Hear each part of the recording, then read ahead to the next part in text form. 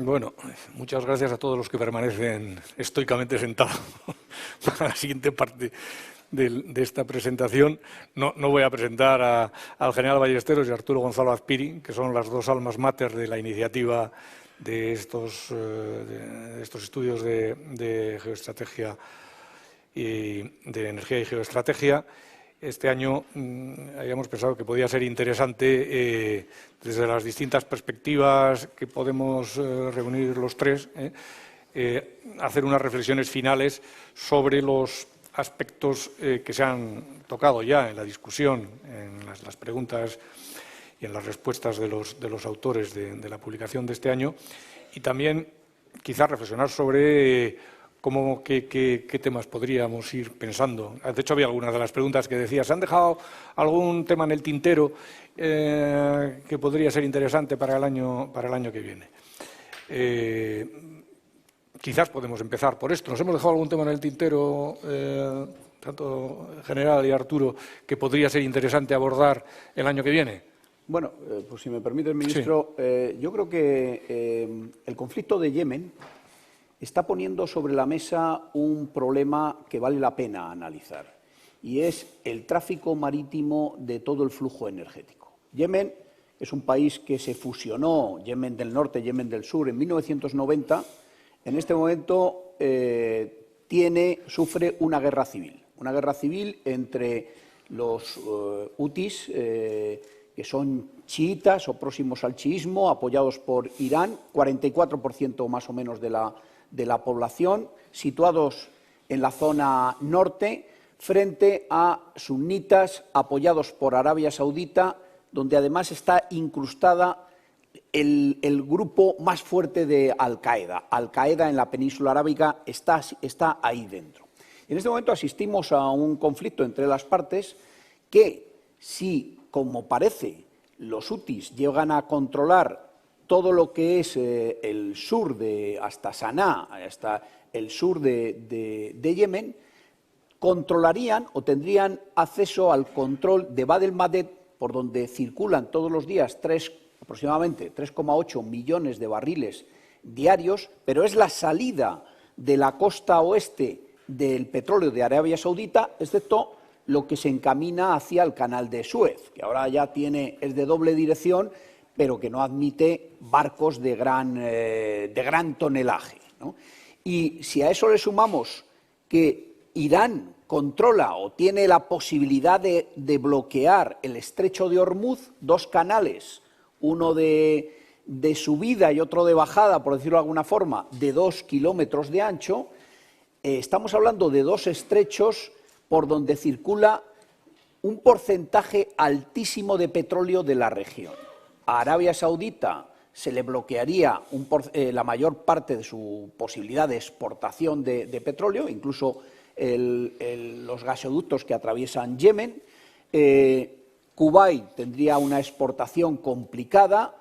Toda la zona sur de Irak también tendría esa exportación complicada. Y bueno, ese control, de alguna manera, directa o indirectamente, estaría en las manos de Irán, al menos durante un cierto tiempo. Me pregunto si el fondear una serie de minas y que una de esas minas acabe provocando un incidente grave en un gran petrolero, si las compañías de seguros van a seguir queriendo asegurar los barcos que vayan a esa zona, y si las empresas que se encargan de exportar, de sacar el petróleo de ahí, van a querer seguir sacando sin garantías de seguridad. Por eso es un tema que pongo encima de la mesa. Habría que hablar también del Golfo de Guinea, de otros estrechos que también tenemos todos en mente, que dan el tránsito hacia Asia-Pacífico. Si no, valdría la pena hacer un estudio sobre los puntos delicados y cómo poner encima de la mesa la búsqueda de soluciones antes de que el problema se nos eche encima. El Golfo de Guinea es un caso claro y bueno, hay enseñanzas por el Ocean Seal en el Golfo de Adén. Muy bien. Arturo, tema para el año que viene. Muchas gracias. Yo creo que han salido a lo largo de la mañana de hoy varios temas sobre los que deberíamos volver a poner atención. Por ejemplo, si Europa puede ser un actor global en el panorama energético, si quiere serlo, qué tiene que hacer en caso de que quiera serlo. También reflexionar sobre el debate energético en España con una perspectiva geopolítica, geoestratégica, como se ha dicho en el panel. Y un asunto que creo que ha aparecido continuamente es el impacto de los precios del petróleo y el gas en la geopolítica. Se ha hablado esta mañana de aquellos países que tienen un precio de equilibrio fiscal para el petróleo que no se ha visto ni mucho menos respaldado por la realidad. Irán o Argelia tienen en su presupuesto un precio de $130 por barril, Venezuela 117, Arabia Saudí 106, Rusia 98. Son países que en esta situación están sufriendo mucho una pérdida de ingresos que da lugar a consecuencias que también se han comentado en parte hoy aquí. Por el contrario, Qatar tiene un precio de equilibrio de 60, Kuwait 56, Noruega, en un ejercicio de prudencia nórdica, tiene $40 por barril en su presupuesto. Esto da lugar a consecuencias de corto, de largo plazo. Hemos hablado ya de cómo esto supone un gran incentivo a Irán para llegar a un acuerdo sobre su programa nuclear. Posiblemente a Arabia Saudí le interesa este escenario de precios bajos, aunque también le suponga un esfuerzo presupuestario, pero porque debilita a algunos de sus grandes rivales geopolíticos, singularmente Irán. Ahora bien, el que Irán vuelva a la comunidad internacional como resultado de eso, a Arabia Saudí también le produce inquietud. O sea que probablemente ahí estamos viendo cómo las ventajas o inconvenientes geopolíticos de un escenario de precios bajos se le pueden estar llegando a equilibrar. Se ha mencionado cómo Petrocaribe ha entrado en cierta crisis por el escenario de precios del petróleo y actores como Cuba pues les estimula a mirar en otras direcciones. Y a largo plazo no cabe duda, y voy a parar a la pregunta que se hizo sobre los precios del fracking, no cabe duda que con el barril, ayer el Brent estaba a $67, pues mucha producción no convencional ve amenazada su rentabilidad. Y de hecho en Estados Unidos estamos viendo cómo llevamos 22 meses consecutivos de reducción del número de torres de perforación en operación. De modo que en el último año se han reducido a más de la mitad.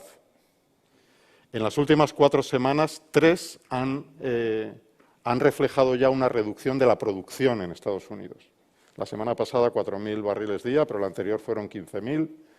Estados Unidos ya ha empezado en una lenta curva descendente en su producción. Parece que, por lo menos en este escenario de precios, esa constante aportación de nueva capacidad de Estados Unidos se ha interrumpido con cierta brusquedad, dicho sea de paso, ¿no?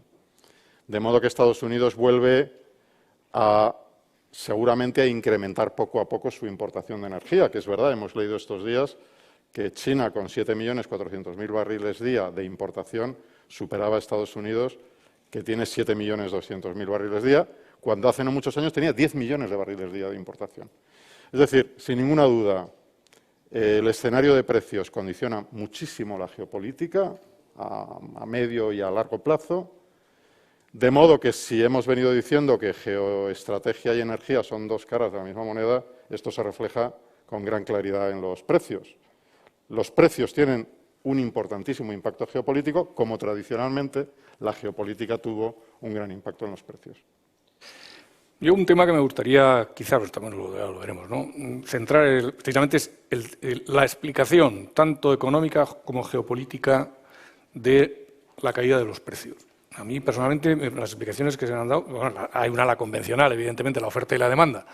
Ha habido un crecimiento mayor de lo esperado del tight oil en Estados Unidos, y por parte de la oferta, y una reducción de la demanda internacional esperada por el estancamiento europeo y la caída de la demanda china. Y tienen que bajar los precios, y el hombre tiene que bajar los precios. ¿Y por qué se mantienen como se han mantenido? ¿Hasta cuánto pueden bajar y cuánto va a durar esto? Pues claro, De la misma manera que nadie ha previsto correctamente la caída de los precios, nadie está previendo correctamente ni cómo van a ser. Hombre, y se puede decir los mercados de futuros. Bueno, los mercados de futuros lo único que están haciendo es acelerar las compras de crudos spot y tal, pero de hecho las previsiones, las últimas previsiones que he visto yo al menos del DOE americano son una media de $50 el barril Brent este año y 75 el año que viene. ¿Por qué? Pues nadie sabe muy bien por qué. ¿Y por qué nadie sabe muy bien por qué? Pues porque todo eso depende de lo que hagan los países de costes bajos y en concreto Arabia Saudí. Entonces, Arabia Saudí, eso yo creo que es un enigma porque, bueno, sí, todo el mundo dice, efectivamente, el argumento geopolítico que también le perjudica, por decirlo así, a su competidor estratégico en Oriente Medio, pero desde un punto de vista económico, en mi opinión, se están pegando un tiro en el pie, no solamente por razones presupuestarias. Las estimaciones dicen que por debajo de 80 euros barril tienen problemas presupuestarios en Arabia Saudí. Pero Arabia Saudí tiene unos activos financieros de tal magnitud en sus fondos soberanos que pueden permitirse el lujo de estar un montón de años teniendo problemas presupuestarios. El problema es, y eso tiene que ver con una estrategia sobre cómo se distribuye la producción futura entre países de costes bajos y países de costes altos.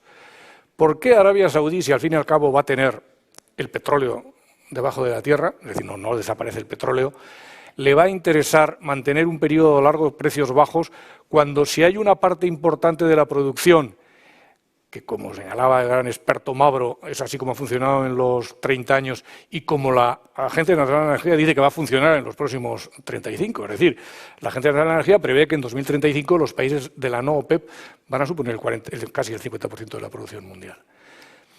¿Por qué Arabia Saudí tiene interés en desplazar a la producción de países de costes altos, que en última instancia a largo plazo, al fijar el coste marginal a largo plazo, tienden a fijar el precio, cuando desde una perspectiva de maximización de los ingresos a largo plazo es mejor decir, bueno, yo puedo tener menos cuota de mercado, pero en el tiempo, sobre todo con tipos de descuento bajos, a mí lo que me interesa para maximizar a largo plazo mis ingresos es que fijen el precio los de costes altos.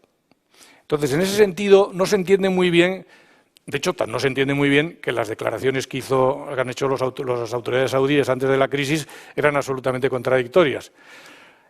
Olvídense de que nosotros juguemos el papel de amortiguador, de swing producer, y simultáneamente, prácticamente unos meses después, el ministro iraquí de Petróleo decía,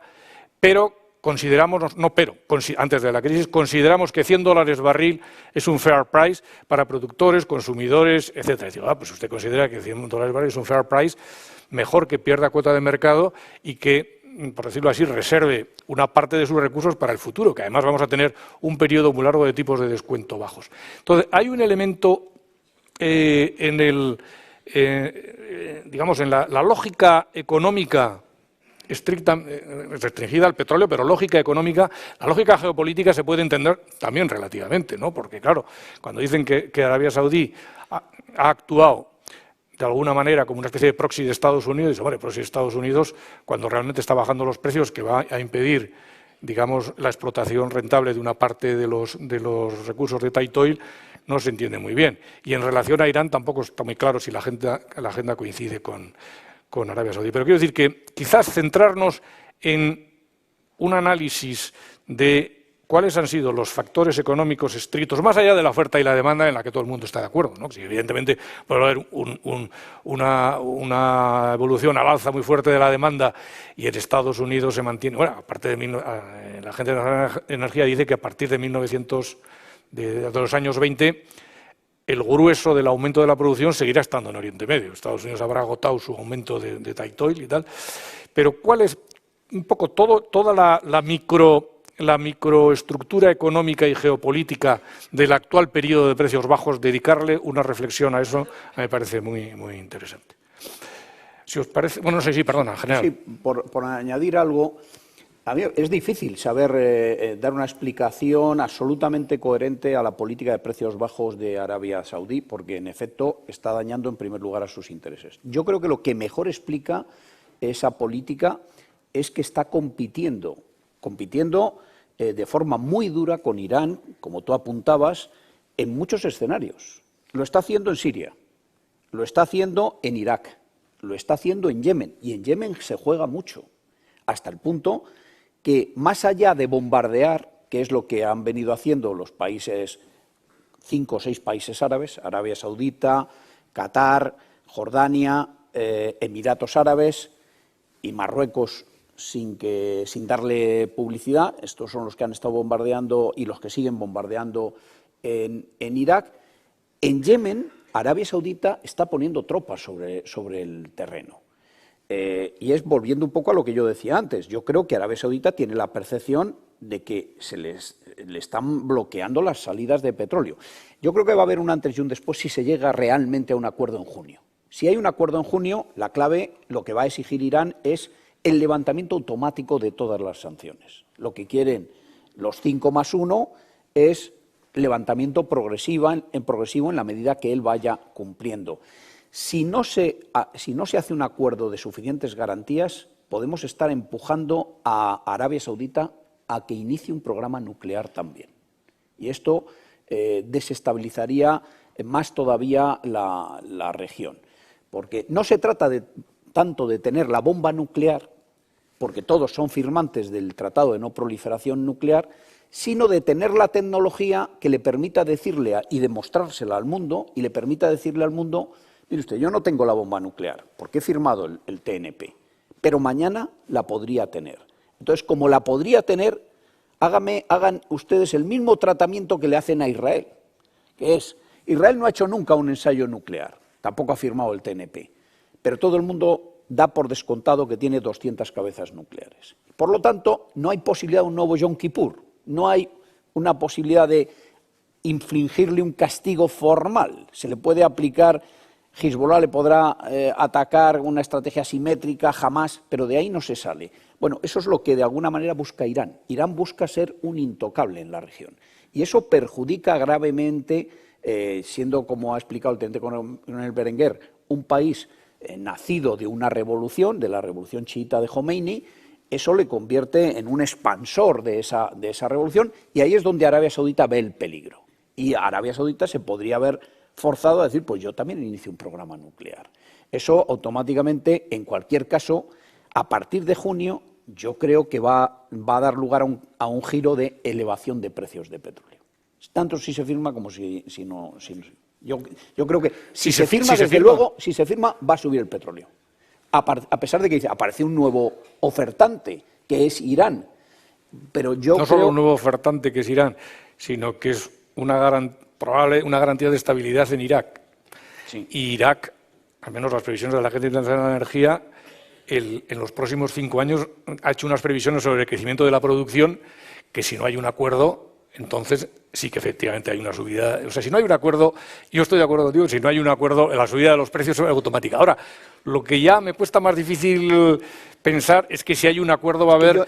Ya entiendo tu argumento, que es que hable una nueva situación en Oriente Medio con un peligro de nuclearización de Arabia Saudí. Lo que pasa es que la nuclearización, claro, aunque antes ha referido Antonio Colino a esta cuestión, lo de separar el desarrollo de una infraestructura nuclear de la posibilidad de su utilización para construir una bomba es muy difícil, porque realmente lo que va a obtener Irán es: yo tengo una infraestructura nuclear que me permite tener una opción de tener una bomba nuclear dentro de un año.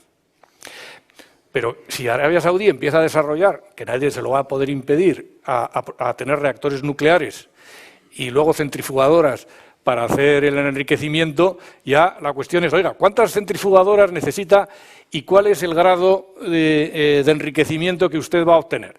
Pero bueno, como dicen los ingenieros, no, 20% pues lo necesito para isótopos radiactivos, para la utilización en materias sanitarias y tal. Entonces ya realmente no hay una división clara, excepto que exista la voluntad política, entre el desarrollo de una infraestructura nuclear para usos pacíficos y luego dar el salto, porque no es más que tener más centrifugadoras y tener mayor enriquecimiento. Que si uno consigue eso, y las centrifugadoras centrifugan igual para objetivos pacíficos que para objetivos...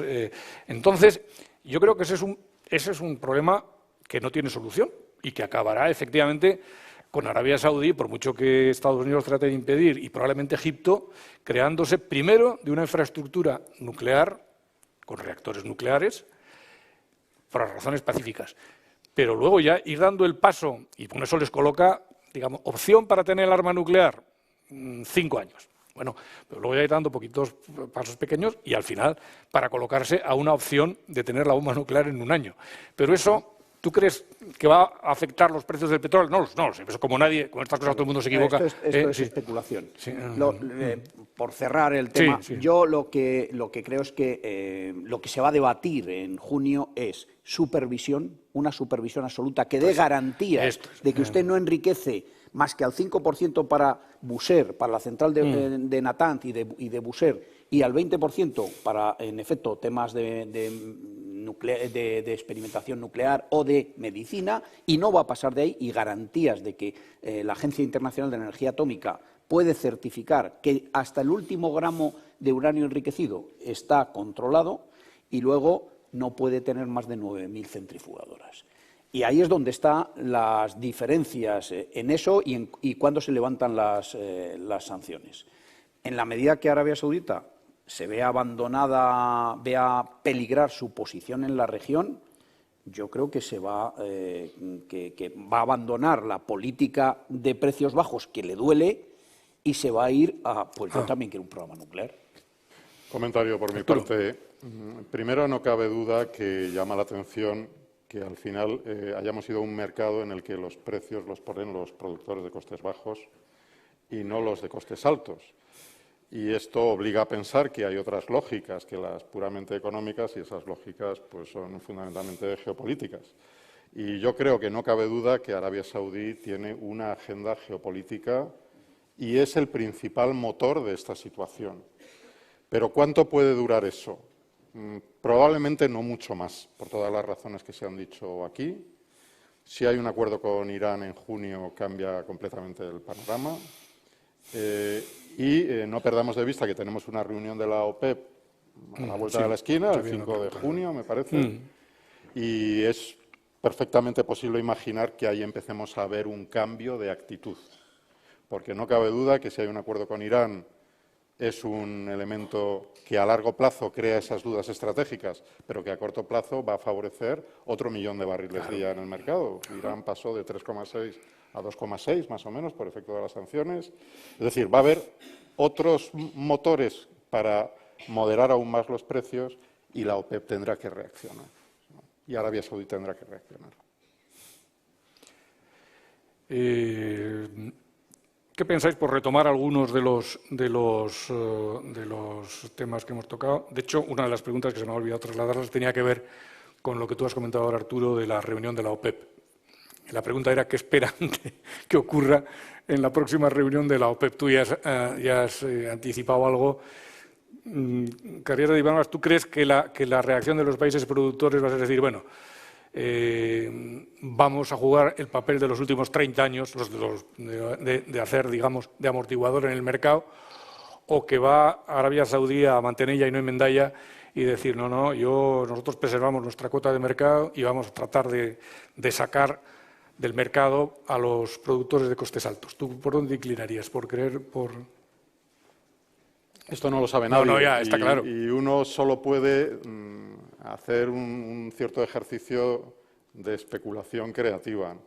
Yo no sé si será en la próxima reunión de la OPEP o la otra, pero como digo, hay razones para que a la OPEP le interese cambiar de estrategia. Ahí la clave es Arabia Saudí, pero no solo. Los grandes países productores del Golfo, Kuwait, Emiratos, son los que más se han beneficiado de esta situación y son los únicos que han aumentado de forma significativa su producción en los últimos tiempos, junto con Rusia. Yo creo que hay margen seguramente en la OPEP para que reflexione sobre la estrategia que han seguido de dejar las cuotas de producción como estaban, pero no sé si va a ser la siguiente reunión del 5 de junio o más adelante. Pero yo creo que la OPEP está en un escenario que les invita a cambiar de estrategia. Otra cuestión que se ha abordado también en las preguntas y tal, pero no le hemos dedicado mucha atención, es la estrategia puramente europea para enfrentar el nuevo entorno geopolítico. Ahora está en marcha, como le llama ahora la Unión Europea, la Unión Energética, el proyecto de Unión Energética Europea, que suena muy bien, pero al menos yo soy extraordinariamente escéptico con el actual mecanismo de gobernanza europeo y la actual fragmentación de competencias regulatorias entre los distintos países, que eso conduzca a algo más que declaraciones, entre otras cosas, porque la Unión Europea en materia de política energética tiene pocas, excepto en política de ayudas públicas, en mercado interior, pues no tiene prácticamente ningún instrumento. Y en seguridad energética, menos. Entonces, tiene que ver, por ejemplo, con lo que hemos estado comentando de Rusia y de alguna manera también en el Ártico, algo que también es un problema geopolítico. El problema geopolítico europeo no solamente es la relación de Europa con el resto del mundo, sino los Estados europeos son soberanos. Hay una geopolítica interna, digamos, en la Unión Europea, y más con 27, o 28, ¿cuántos son 27, no? O 28. Con 28, que hace que no todos tienen los mismos intereses y, de hecho, en temas de seguridad energética ha habido una política que no se puede calificar más que de desbarrante, por ejemplo, en materia de interconexiones, que eso nos afecta a nosotros en España. España podría haber sido un factor de contribución, tanto en el sector gasístico como en el sector eléctrico, que son dos animales distintos, pero bueno, de contribución a la seguridad energética, y hasta ahora, y veremos en el futuro, porque dada esta fragmentación de autorizaciones, por ejemplo, en el terreno de la autorización, no de las interconexiones, sino de lo que hay después. Porque claro, dice, no, si nos ponemos de acuerdo con la interconexión y tal, avanzamos y tal, hay un objetivo del 10% para el 2020, de 15% para el 2040. Sí, pero luego, por ejemplo, eso no afecta tanto al gas como a la electricidad. Luego hay que tener un mallado del sur de Francia, porque claro, usted pone un cable para conectar España con Francia, pero luego tiene que tener un mallado en el sur, cuya decisión depende exclusivamente de Francia. Entonces, ¿pensáis que, luego no digamos ya todo el lío sobre la ruta, digamos, de la futura conexión sur? Bueno, la futura conexión sur tiene que pasar por Ucrania, no tiene que pasar por Ucrania, tiene que pasar por Turquía, no tiene que pasar por Turquía, tiene que apuntar al gas ruso o al gas del Caspio y del Oriente Medio. ¿Os parece que existe o que es posible definir una estrategia europea energética y lo que tiene más relación con el aspecto geopolítico, es decir, una estrategia unificada europea en aspectos de seguridad energética, algo muy importante, por ejemplo, una vez que Rusia, que se plantea una situación en Rusia, digamos, de semiconfrontación, ¿cómo abordar racionalmente ese problema? Porque Rusia, en términos de coste de extracción y de transporte, es el suministrador natural de Europa central y occidental de gas.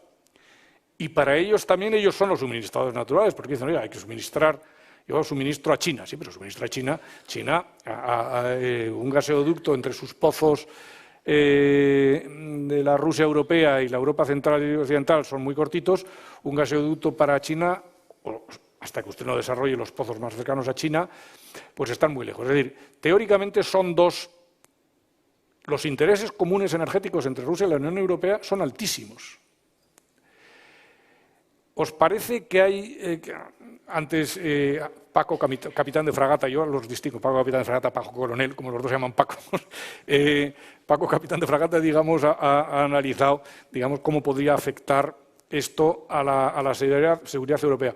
¿Os parece que existe una esperanza de que pueda existir, no hablo ahora ya de la estrategia puramente energética, sino de la estrategia de seguridad energética europea, sobre todo teniendo en cuenta a cómo debe llevarse una negociación energética, con Rusia? Sí, a ver, yo creo que hay una lección aprendida de cómo se resolvió la crisis de Bielorrusia-Rusia y la falta de suministro hacia Polonia, Alemania, toda esta zona, que se resuelve con un viaje de Angela Merkel a Moscú, donde nace la idea del Nord Stream, que ya está funcionando. Creo que la lección aprendida eso no debería de volverse a repetir. O sea, yo creo que quien tiene que ir a Moscú es Bruselas, es la Unión Europea. Y más allá de algo que tenemos todos en la cabeza, que es los beneficios que aportaría a toda Europa y muy especialmente a España, por ejemplo, en el tema de los gaseoductos, si lográramos convencer a Francia para que se integren los gaseoductos procedentes del este con los procedentes del sur, más allá de eso yo planteo un tema. Con un Irán ya metido otra vez en el comercio energético, Irán es el segundo país por reservas de gas del mundo, detrás de Rusia. Y Irán prácticamente no está exportando gas. Y hay un proyecto los europeos hemos empujado siempre porque se atravesara el Caspio hacia Bakú y por ahí surgiera una nueva fuente de suministro. Eso está, yo creo que abandonado en este momento. El Nabucco, pues no sé si ha fracasado ya o está, como dirían los franceses, en proceso de fracaso, pero yo creo que hay que ya mirar un poquito más adelante y hay que mirar el caso de Turkmenistán, que es detrás de Qatar, pues el cuarto país, si no recuerdo mal, por reservas de gas del mundo, y sobre todo Irán. Un Irán vendiendo petróleo, la Unión Europea, como Unión Europea, debería de convencer a estos países para que el gas salga, y a ellos les interesa también, no a través de Rusia, como sale parte del gas de Turkmenistán, Azerbaiyán, Rusia, sino que saliera a través de Turquía, resucitar Nabucco y tener una nueva fuente de suministro. Para eso se necesita no una Angela Merkel negociando vis a vis con cada país, sino la Unión Europea como un todo negociando, diseñar una estrategia y diseñar a corto, medio y largo plazo cuáles son los intereses que tiene la Unión Europea, sobre todo desde el punto de vista de la seguridad energética. Y creo que la lección aprendida de Ucrania es que esto, aunque haya que retorcerle el brazo a algún país, hay que lograrlo, porque nos jugamos todos esa seguridad energética. Arturo, un comentario sobre esto.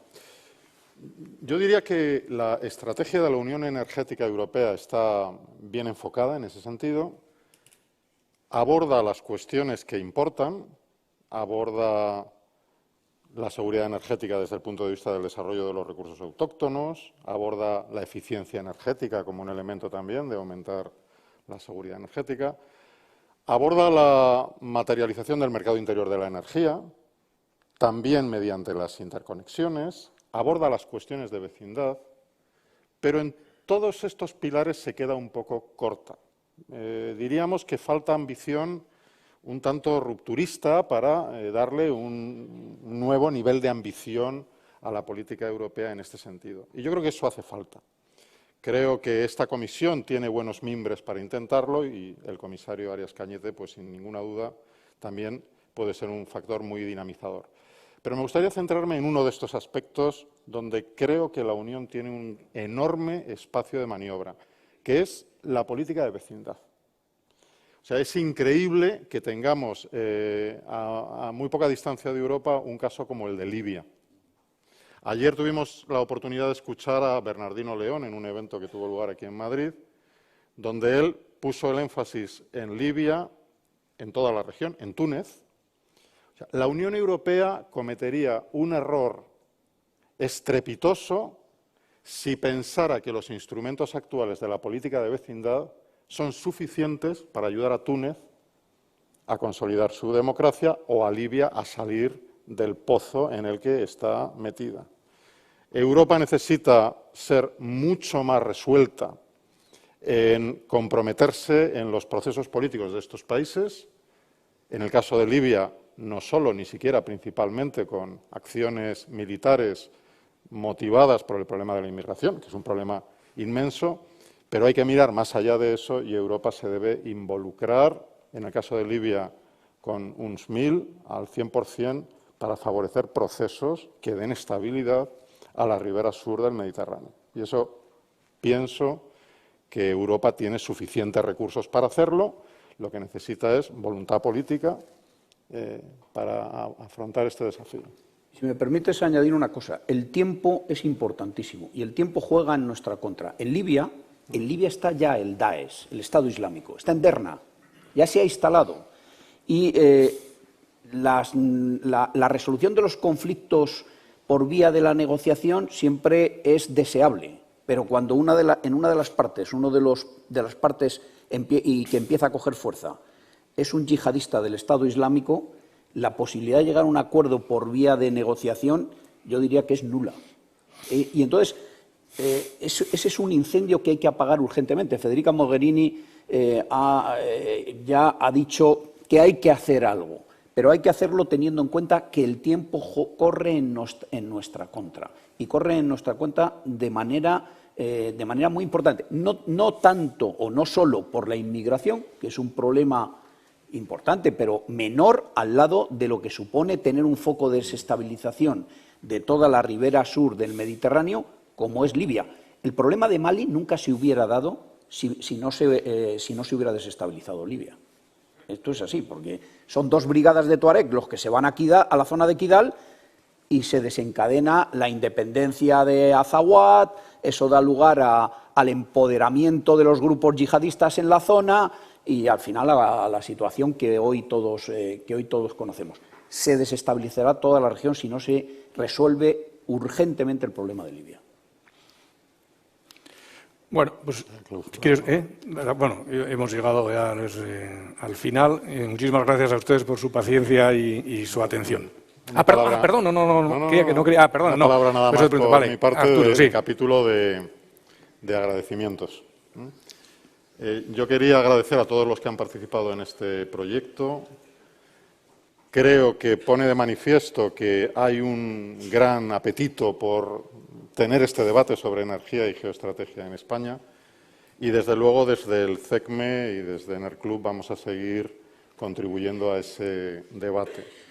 Yo quiero agradecer al general Ballesteros y al equipo del Instituto Español de Estudios Estratégicos porque le está dando una profundidad y una calidad a este estudio extraordinario. Muchas gracias, general. Al equipo de ENERCLUB y del Comité Español del Consejo Mundial de la Energía, singularmente a Marta Camacho, la secretaria general. A ti mismo, Claudio, yo creo que un estudio como este, al final todas las piezas encajan si hay alguien que las hace encajar, y ese es un trabajo que en gran medida has hecho tú mismo. Los patrocinadores del proyecto, las 4 empresas, CEPSA, Enagas, Iberdrola, la propia Repsol, y a todos ustedes por darle vida a esta experiencia. Vamos a seguir trabajando en el proyecto. Agradeceremos cualquier sugerencia que nos hagan llegar sobre temas, sobre enfoques. El objetivo, en última instancia, es que la comunidad de la energía y de la seguridad y de la geoestrategia en España tenga más elementos de juicio, más argumentos y más puntos de vista técnicos para poder gestionar, como se dijo anticipadamente, los riesgos que se nos plantean para el futuro. De modo que gracias a todos y espero que hasta dentro de un año. Gracias. Muchas gracias.